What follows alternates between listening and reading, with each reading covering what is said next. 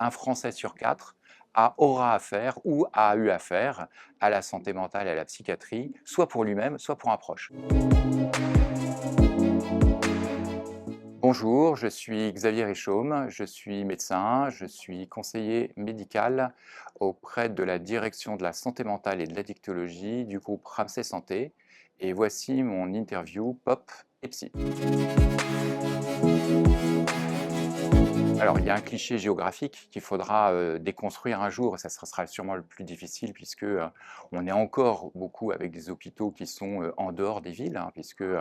on a arrêté la prise en charge asilaire il y a bien longtemps, mais on a gardé quand même les lieux avec des patients qu'on voulait voir à l'extérieur des villes. Le cliché aussi, c'est qu'on pense que les patients sont bourrés de médicaments,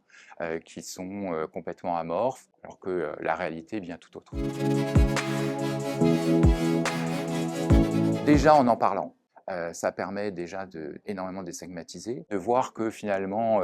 être malade, en santé mentale, n'est pas contagieux, et finalement tout à fait compatible avec la vie, hein. Il faut se rappeler que, globalement, un Français sur 4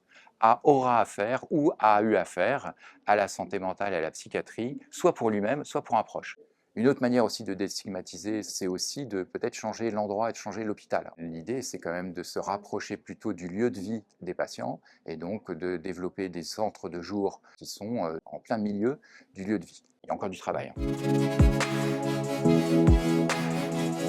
L'hôpital psychiatrique du futur, c'est clairement l'hôpital 2.0. C'est un hôpital qui est en partie virtuel. Bien sûr, on gardera le côté institutionnel parce qu'on a des patients qui ont des besoins d'avoir un séjour de rupture, mais l'idée, c'est d'être au plus proche du patient et donc de pouvoir l'accompagner en répondant à ses questions, en lui apportant un certain nombre de conseils d'hygiène, de santé mentale, en lui permettant de s'évaluer, d'évaluer son stress, d'évaluer son sommeil, d'évaluer son anxiété, d'évaluer potentiellement ses idées noires, ses idées suicidaires, et en fonction des résultats de ces tests qui sont des tests intelligents, et parce que derrière il y a une couche d'intelligence artificielle, eh bien on va pouvoir appeler le professionnel le plus adapté, soit pour le prendre en charge en urgence, soit pour temporiser le temps effectivement de lui trouver une solution plus pérenne. Le bal des folles, alors qui est caricatural, mais le film a montré toute l'horreur qu'on pouvait commettre à